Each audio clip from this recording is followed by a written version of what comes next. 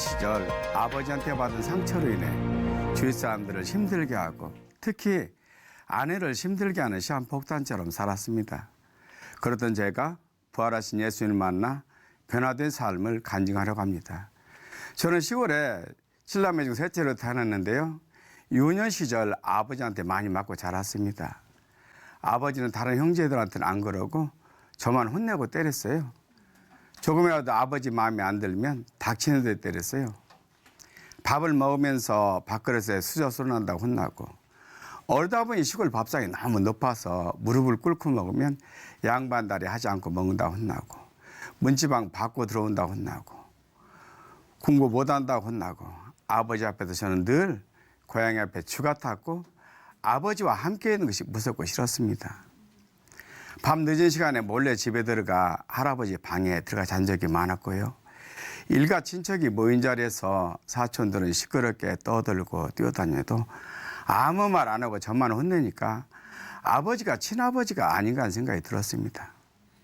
중1 때 차라리 죽어버리자 하며 농약을 찾는데 어린 마음에 새 것을 뜯으면 안 될 것 같아서 뜯어 나면 농약을 찾는데 없어서 포기했습니다. 저는 아버지 때문에 매사에 주눅이 들었고 특히 학교에서도 심했어요. 여러 사람 앞에서 일어서면 바로 얼음이 됐거든요. 저도 모르게 머리가 하얗고 아무것도 생각이 안 나고 식은땀만 났어요. 고1 때까지 수업 시간에 선생님께서 책을 읽으라면 못 읽었고요. 음악 시간에 사람 앞에서 하는 실기시험은 항상 빵점이었습니다. 중2 때 아버지께서 후두암으로 돌아가셨는데요. 이때 솔직히 저는 눈물은커녕 속으로 좋아했습니다. 아버지가 돌아가시고 얼마 있다가 어머니한테 제가 이렇게 얘기했어요. 어머니, 나는 아버지가 안 계시니까 너무 행복해요 하니까 아무 소리 안 하시는 거예요. 이때 갑자기 분이 나면서 내가 지금 어떤 줄 아느냐고, 나는 주눅이 들어서 사람들 앞에서 똑바로 쳐다보지도 못하고 말 한마디 못하는 병신이라고 어머니께 막 화를 냈어요. 이것이 저의 분노 폭발의 시작이었습니다. 이때부터 고삐 풀린 망아이처럼 어긋나기 시작했어요. 호랑이가 없으면 토끼가 선생한다고, 집안에 무서운 사람이 없으니까 학교도 잘 안 가고, 이 시절에는 학교 안 다니는 애들이 많았어요. 동네 아이들과 어울려 술 취한 사람한테 2,700원을 빼앗고 집에서 자는데 그 새벽에 술 취한 그분이 저희 집에 와서 저를 찾았어요. 이때 어머니가 돈 빼앗아갔다는 이야기를 듣고 동네에 창피하다고 빨리 그분한테 2,700원을 주고 돌려보내셨어요. 아버지가 싫었던 저는 교회가 유일한 도피처였고 고2 때는 중고등부 학생회장이 되기도 했어요. 그런데 학교 따로 교회 따로 했어요. 학교에서 사고치고.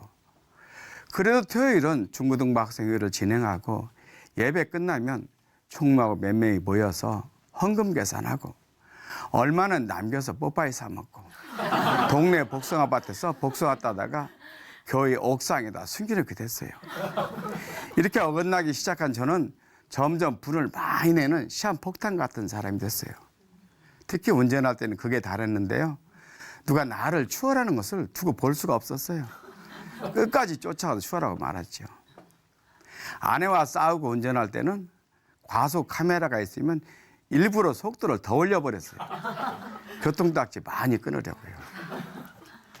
어느 날 처갓집에서 술을 마시는데 큰처남이 운전하지 말라는 말에 화가 나서 그냥 나와버렸어요. 그리고 한참을 운전하고 가는데 커브길에서 갑작스레 택시가 나타났어요. 하마터면 정면 충돌할 상황이 있는데 급하게 핸들을 꺾고 나와보니 제가 역주행하고 있었어요. 학창시절 목사님께서 신학하라고 하셔서 그때부터 저는 부흥 강사를 꿈꿨어요. 신학교를 들어가서 부흥 강사가 되기 위해 정말 열심히 했어요. 그리고 금식을 많이 하다 보니 육아 엉망진창이 되게 됐어요. 한 번은 누가 어느 기도원은 개도 방언을 받는다고 해서 이번에는 받겠지 했는데 역시나 개도 받는 방언을 저는 못 받았어요. 저는 개만 또 못한 사람이 됐죠. 같이 간 전도사님은 엎어지고 뒤집어지는데 얼마나 상심이 컸는지 모릅니다.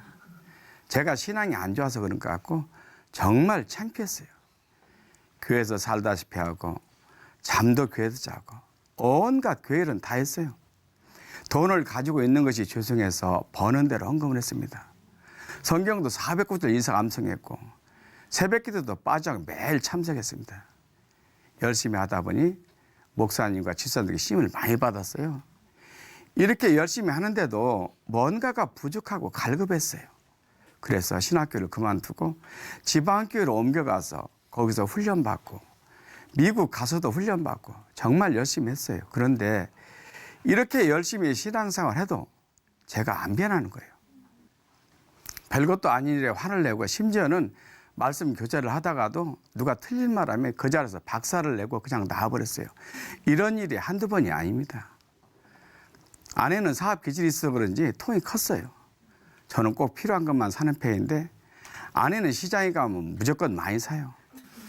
그러다 보니 냉장고 안에서 야채가 썩을 때도 있고 오리가 썩을 때도 있고 인삼이 썩을 때도 있었어요. 그래서 제가 가끔 아내에게 마트 주인이 당신 친척이 하면서 화를 냈어요. 한 번 부인하면 아무것도 안 보이고 며칠씩 말을 안 하게 됐는데요. 아버지한테 사랑을 많이 받고 자란 아내는 기가 질리고 무서워했습니다. 이런 제 모습에 저도 답답하고 괴로웠습니다.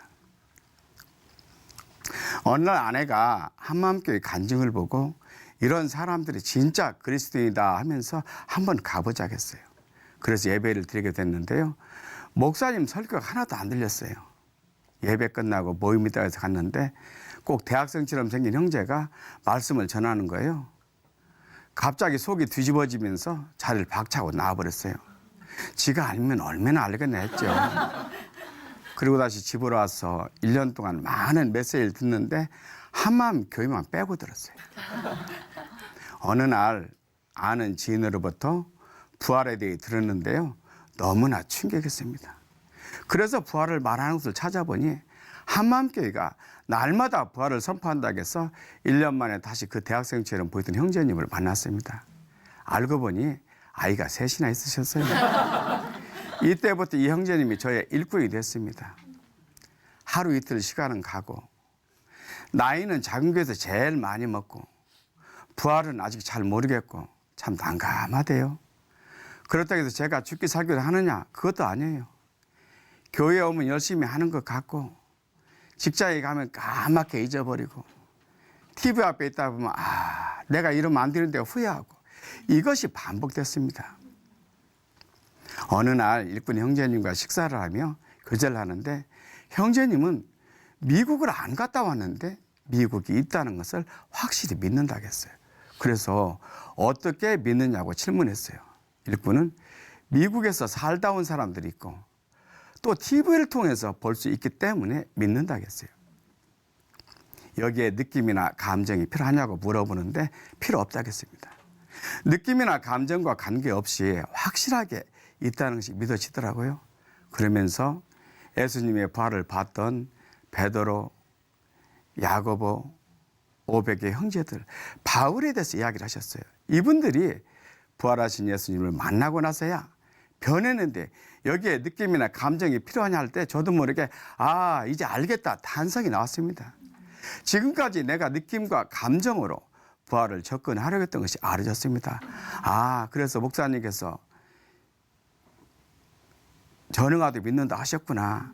이렇게 확실한 증인들이 있는데 안 믿을 수가 없었습니다.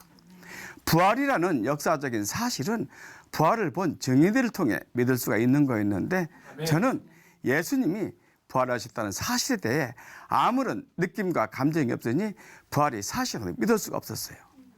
사도행전 17장 말씀에서 죽은 자 가운데서 다시 살리신 것으로 모든 사람에게 믿을 만한 증거를 주셨다는 말씀이 저에게도 실제가 됐습니다. 부활의 확증이 되니 부활하신 예수님이 누구신가를 알겠는 거예요. 예수님이 죽기 전에 그토록 내가 생명의 떡이다. 세상의 빛이다. 부활이요 생명이다. 나와 아버지는 하나이다. 나를 보는 것이 아버지를 보는 것이다. 이야기를 해도 믿지를 못했잖아요. 제자들이 부활하신 예수님을 만나고 나서야 예수님을 하나님으로 고백했던 것처럼 저도 부활하신 예수님을 나의 주, 나의 하나님으로 고백할 수 있게 됐습니다. 예수님이 전능하신 하나님의 아들, 성자 하나님의 양식 알아지니 제 삶을 맡길 수 있게 됐습니다. 부활하신 예수님 앞에 서게 되니 죄에 대한 나의 생각이 하나님이 보시는 생각으로 바뀌게 됐어요.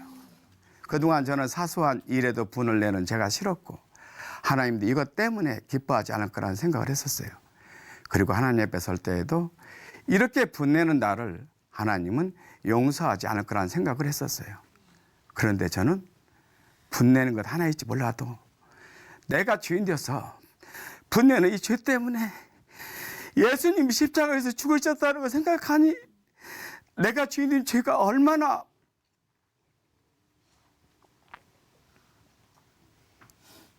무서운지 알게 됐습니다. 이 죄는 느낀 감정을 알 수 있는 것이 아니었어요. 십자가를 보니 내가 주인된 죄는 너무나 무서운 죄였습니다. 아니, 내가 주인된 죄가 얼마나 무서운 죄길래 하나님의 아들이 와서 죽어야 이 죄가 해결이 되는지 십자가 앞에 서게 되니 예수님을 주인으로 믿지 않는 죄가 얼마나 무서운 죄인지가 보였습니다. 패션 오브 크라이트 영화에서 같이 내 죄 때문에 그토록 심한 고난을 받으신 예수님을 여전히 문 밖에 세워놓은 제가 보였습니다. 부활하시고 승천하셔서 하나님의 영어로운 아드님으로 인정되신 예수님을 여전히 무시하고 있는 제가 보였습니다. 주님, 저는 죄입니다는 말이 저절로 나왔습니다. 저는 용서받을 수 없는 죄입니다.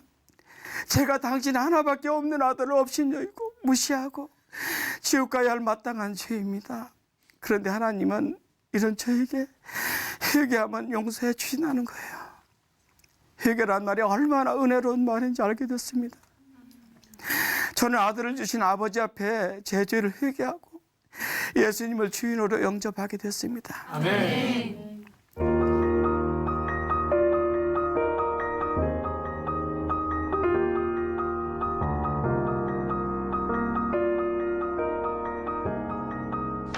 그러면서 한 영혼이라도 구원시키는 것이 나의 사명이라는 생각을 하게 됐어요. 부활에 확실한 증거가 있으니까 담대하고 확실하게 복음을 전할 수 있게 됐습니다.